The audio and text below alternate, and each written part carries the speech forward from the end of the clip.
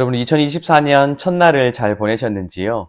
올 한 해도 하나님께서 우리에게 베풀어 주시는 은혜를 받아 누리고 또한 복의 통로로서 하나님께서 부어주시는 복을 세상 가운데 전할 수 있는 저와 여러분들의 삶이 되기를 예수님의 이름으로 축복합니다. 2023년을 시작하면서 여러분들과 함께 아침 묵상을 시작하게 되었고 아침 묵상의 첫 출발을 시편 제1권, 즉 1편으로부터 41편까지의 노래를 다루는 것으로 시작했던 기억이 있습니다. 2024년을 시작하면서 여러분들과 어떤 말씀을 함께 나누면 좋을까 생각했는데 시편 제2권 42편으로 시작하는 시편 두 번째 책을 함께 다루면 좋겠다는 생각을 해보게 되었습니다. 이 시편 42편을 우리가 시작하게 될 텐데 이 시편 42편은 그 출발로부터 우리에게 굉장히 중요한 통찰을 허락해 주고 있다는 사실을 우리가 발견하게 됩니다. 시편 제2권의 내용에 들어가기에 앞서서 그 촌노래인 시편 42편의 제목만으로도 우리가 생각해 볼 만한 것들이 굉장히 많다는 것이지요. 오늘은 우리 시편 42편의 제목을 함께 고찰해 보도록 하겠습니다. 제가 시편 42편 제목을 한번 읽어드리도록 하겠습니다. 고라 자손의 마스길, 인도자를 따라 부르는 노래. 아멘. 우리가 이미 다양한 시편을 통해 함께 다루어 왔듯이 시편 각 노래에는 제목이 붙어 있습니다. 이 제목은 원래 히브리어 원문에는 1절이나 1절의 일부로 표기되어 있기 때문에 우리가 반드시 읽어야 하는 내용이라고 여러분들에게 설명드렸던 기억이 있습니다. 이 시편 42편 제목에도 이 시를 누가 지어 불렀던 노래인가 하는 정보로부터 어떻게 불러야 하며 또한 어떤 내용을 가지고 있는가 하는 것을 어렴풋하게나마 짐작할 수 있는 내용이 기록되어 있습니다. 시편 42편의 제목 가운데 첫 부분에는 고라 자손의 마스길이라는 제목이 표기되어 있습니다. 즉 이 노래가 고라 자손들이 지어 부른 노래라는 사실을 우리에게 말해주고 있다는 것입니다. 그런데 우리는 이 고라라는 사람이 누구인가 하는 것을 다시 한번 생각해 볼 때에 고라 자손의 노래가 시편에 포함되어 있다. 이 시편이 하나님의 말씀일 텐데 하나님의 말씀 가운데 일부에 이 고라 자손의 노래가 포함되어 있다는 것이 얼마나 큰 도전인가 하는 것을 우리가 발견하게 될 수밖에 없다고 생각했습니다. 우리는 민수기를 통하여서 광야 한가운데를 걸었던 이스라엘에 관한 이야기를 읽게 됩니다.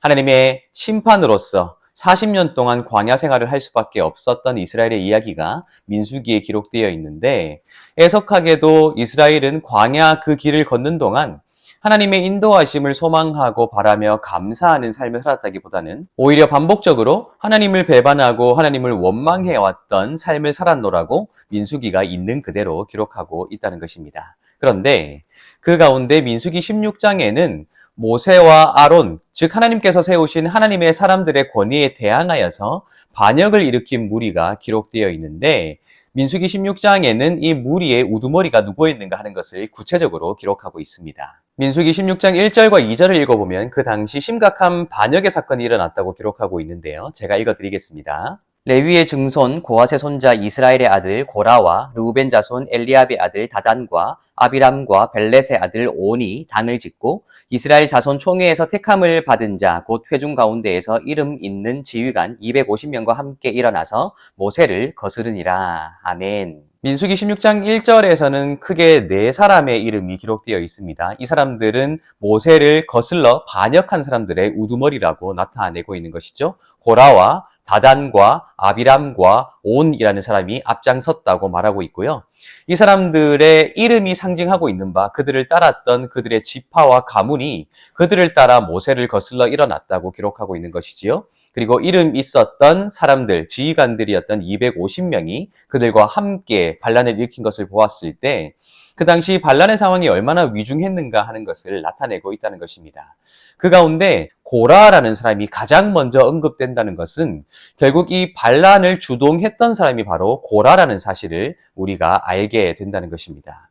결국 오늘 우리가 읽은 시편 42편의 말씀에 기록되어 있는 이 고라 자손의 시라는 것은 그렇게 모세에게 반란을 일으킨 것이 아니죠.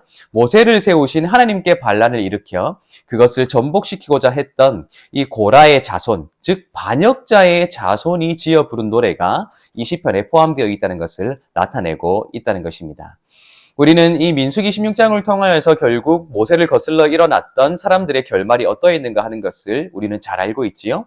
결국 땅이 입을 벌려서 그들을 삼키게 되고 그렇게 그들에게 속해 있었던 모든 사람들, 즉 이 사람들을 따라서 함께 반역을 일으켰던 모든 사람들이 심판을 당하게 되었다고 기록하고 있다는 점에서 결국 그들이 하나님께 반란을 일으킨 사건이 철저히 하나님께로부터 심판을 당한 사건이라는 사실을 우리가 발견하게 된다는 것입니다. 그런데 민수기 26장에는 다행인지 불행인지 고라의 아들들이 살아남았다고 기록하고 있다는 것입니다. 결국 그렇게 겨우 목숨을 건졌던 고라의 아들들이 살아남아서 자손을 낳게 되고 그 자손들이 이스라엘 역사의 한 시점에 서서 하나님께 찬양하는 노래를 지어 불렀다는 사실이 시편 42편으로부터 이어지는 몇 가지 노래를 통해서 우리에게 전해지게 된다는 것입니다. 그런데 잘 생각해 보시기 바랍니다.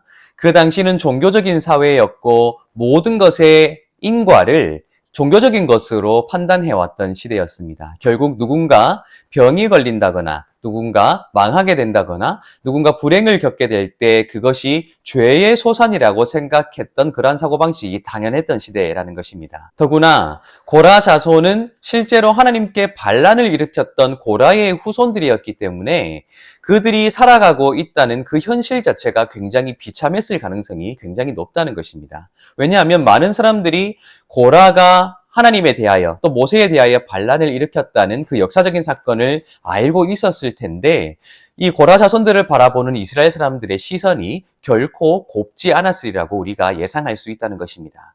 어떻게 저런 반역의 후손이 여전히 살아있을 수 있는가?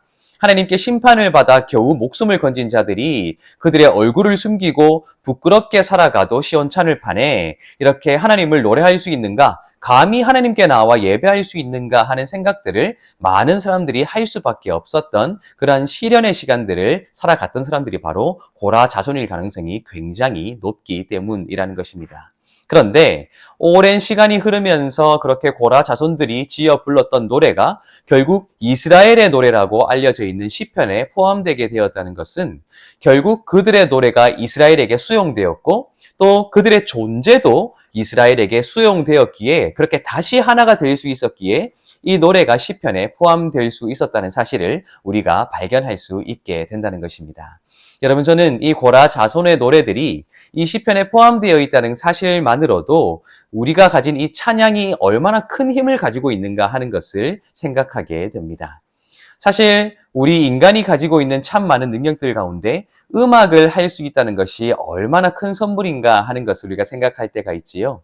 노래를 한다는 것, 또한 음악을 즐길 수 있다는 것, 그 자체만으로도 우리 마음속에 쌓일 수밖에 없는 수많은 상처들과 아픔들을 치유할 수 있는 능력이 있다는 것을 우리가 알게 됩니다. 그만큼 음악이 중요하기 때문에 음악으로 심리치료를 하는 사람들도 굉장히 많이 있는 것이죠.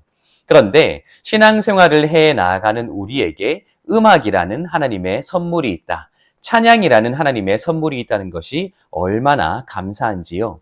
반역의 자손이었지만 그렇게 눈총받았던 후손들이었지만 손가락질 받았고 저주받을 수밖에 없었던 후손들이었지만 고라 자손이 이 노래를 지어 부르며 그들의 그 트라우마를 치유해 나아가고 하나님 앞에 있었던 그 죄책감을 치료해 나아가는 과정을 생각해 본다면 그들에게도 이 찬양은 너무나도 중요한 선물일 수밖에 없었을 것입니다. 한 단계 더 나아가서 그들을 바라보았던 고라 자손들을 바라보았던 이스라엘의 눈에도 그들의 노래가 다시 이스라엘을 하나가 될 수 있는 반역이라는 과거를 딛고 그들을 다시 사랑할 수 있게 하고 하나 될 수 있게 하고 서로를 포용할 수 있게 하는 굉장히 중요한 흔적과 도구였기에 결국 이스라엘이 고라 자손의 노래를 받아들이고 고라 자손을 받아들이고 다시 하나가 되어 하나님을 노래할 수 있게 된 것이 아닌가 우리가 생각해 보게 된다는 것입니다. 결국 이 고라 자손의 노래가 시편에 포함되어 있는 것은 우리에게 도전하는 바가 분명합니다. 우리가 우리의 마음을 녹여내고 우리의 진심으로 그 가사를 부르며 그 노래로 하나님을 찬양할 때에 하나님께서 우리를 치료하실 것이고요. 하나님께서 둘이 되었던 우리를 하나로 만들어 주실 것이고 그렇게 서로를 사랑할 수 있는 용기를 우리에게 허락해 주시지 않겠는가 하는 가장 강력한 증거로 이 고라 조선의 노래가 우리에게 주어져 있다는 것입니다. 여러분, 여전히 우리 마음속에 갈등이 있나요? 여전히 우리 마음속에 미움이 있나요? 여전히 누군가를 용서하지 못하는 그런 아픔들이 있나요? 그렇다면 우리가 함께 노래합시다. 고라 자손이 과거를 딛고 자신을 치료하며 하나님께 노래했던 것처럼 또 이스라엘도 이 고라 자손의 노래를 함께 부르며 서로를 다시 포용할 수 있었던 것처럼 우리도 찬양하며 노래하며 올 한 해 하나님께서 선물로 주신 이 1년이라는 또 우리 신앙의 여정이라는 이 평생의 우리의 시간들을 그렇게 서로를 포용하며 함께 손 붙잡고 노래하며 하나가 되어 주님 앞에 다가설 수 있으면 좋겠습니다. 그렇게 하나님께서 우리에게 주신 이 선물을 선물로 잘 선용하고 날마다 주님을 높여드리며 우리가 하나가 되어 나아갈 수 있는 2024년 그런 귀한 한 해를 보내시기를 예수님의 이름으로 축복합니다.